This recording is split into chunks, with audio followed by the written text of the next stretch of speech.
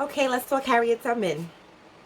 When I first saw the trailer, something about the trailer bothered me. I don't know who this woman is. I'm just now being introduced to her now, who the woman playing Harriet Tubman is. But something about this trailer, like, bothered me.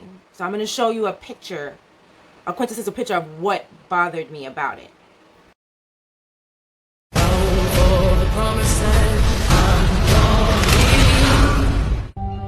There's not much time. You got to be miles away from here till dawn. Where is she? Follow that North Star. If there are no stars, just follow the river. Listen for them. Fear is your enemy. Whoa, easy now. I'm gonna be free or die. I don't know if you know how extraordinary this is, but you have made it 100 miles to freedom all by yourself. Would you like to pick a new name to mark your freedom? Harriet Tubman. You are welcome here anytime. If I'm free, my family should be too. I made up my mind, I'm going back. Look at her face. Beautiful girl. Look at her face. She looks terrified. And that's what bothered me. I was like, why? Any picture, like, you did like one picture of Harriet Tubman, and Harriet Tubman did not look terrified.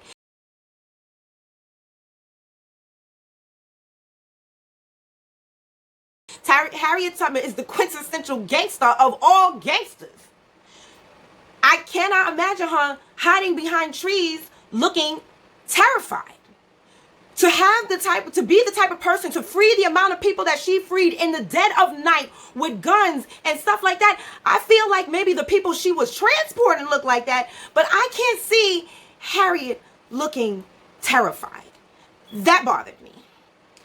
Now, as time went on, people will start, revealing some things about this woman and the people she rolled with and the things that she said about Black Americans, which y'all all know I am, right?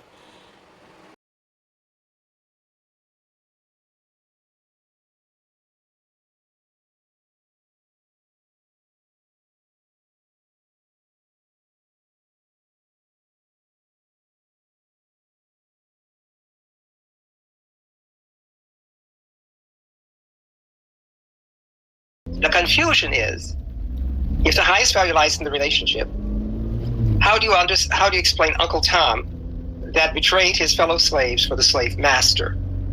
Mm-hmm. Uncle Tom did not have an axiological relationship with the people in the field. His one-on-one relationship was with his master, the slave master. However, I grew up in New York, and I grew up around a lot of Black people that weren't American. And in fact, I make jokes all the time about how the only Americans I knew were related to me. So, and that's an exaggeration, of course, but you get the point. So, this type of Black person from Africa or the Caribbean, or like non-American Black person, I don't know.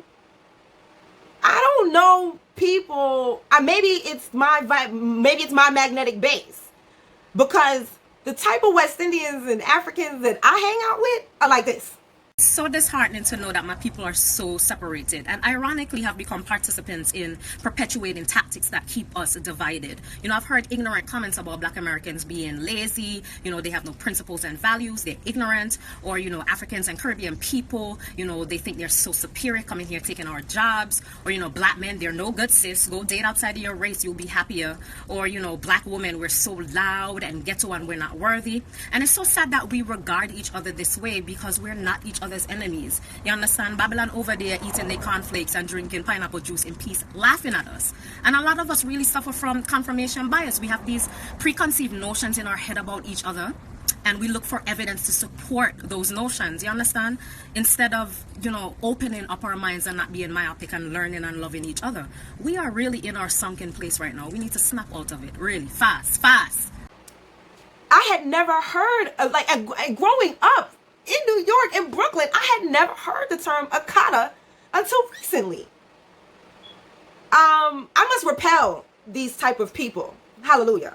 Ashe, okay? I must repel these type of people because I don't know them. And I will say this. I don't like the fact that she looks terrified, and that makes me concerned for the movie. And then I could see why now, reading some of the tweets from her and her friends, I can see why now she would view Harriet Tubman to be terrified. So I'm concerned if she views Akatas, Black Americans, the way she does. How can she feel the spirit of Harriet Tubman? Because let me tell you something, the look in those eyes, that's not the spirit of Harriet Tubman. And so I am concerned. I don't think I will be supporting this because, no, I'm not going to pay. And understand, I went to go see Birth of a Nation by myself on Friday night, okay, date night. I went by myself because I wanted to make sure that I supported that movie, okay? So, and I don't go to the movies very often because I work a lot. Look, I ain't got time. But I'm not paying money to support this one. If you feel that way about us, I don't think you should play our hero. Because clearly you think Harriet Tubman was, I don't know what you thought, but I don't like that look. Like, you don't look strong. You don't look like the type of person, in that look in your eye did not look like the look of a person who told people, you either roll with us or I will kill you. You cannot go back. If you turn around and go back, I will shoot you dead where you walk. You get that kind of spirit? I'm gonna show you the picture again. Does that look like that kind of spirit? Yeah, it's a no for me, son. Okay, understand, I'm 1,000% on board with ADOS and with the reparations movement. I'm fully on board, okay? The main reason I'm fully on board is because Dr. Claude Anderson told us that this is a necessity and that if we do not receive it, that we basically have no hope here in this country that we built. Black folk are the only non-immigrants in this country. I know people always say, well, Indians are immigrants. Indians were the original people. No, they were not. The original people in this country were black folk. The Fossa people that came to this country about 16,000 years ago. The so-called American Indians or Asians that came across the Bering Straits about 6,000 years ago. But in every one of those treaties that they set up with the Indians, they put an inclusion in there saying this, that if you were to cooperate with us and be able to help us maintain the slavery system we set up in this country, you know, and we will reward you and compensate you. We'll give you clothing, we'll give you food, we'll give you weapons, you know, and we'll even call you civilized if you will help us maintain slavery. Every treaty contained a clause to help Indians to shut down black folk. Slavery could never have existed in this country and been maintained without the full participation of the American tribes. Now, every year in the White House, we get about 560-some white Indian chiefs, which in history they call $5 Indians because but I understand that, you know, other people don't quite understand what it means and think of it more as a separation, and it's not quite that. So here is what it means to me. I wrote this as a response to someone who friended me on Facebook. So here we go. ADOS, American Descendants of Slavery, is no different than a Trinidadian saying that they are Trini. The hashtag was created because black people, and more specifically, ADOS, American Descendants of Slavery, because we have been here longer. We have been loyal to the Democrats for decades and received nothing. In fact, still to this day, we, as in all Africans, are being slain on the streets. We, ADOS, American Descendants of Slavery, got demands now. It's simple. That's it. They owe us. And if they don't comply, well, fine. We don't vote. The end. I'm well aware and I'm not ashamed of my African lineage. These particular colonizers owe this particular set of Africans, ADOS, reparations. And they owe us now.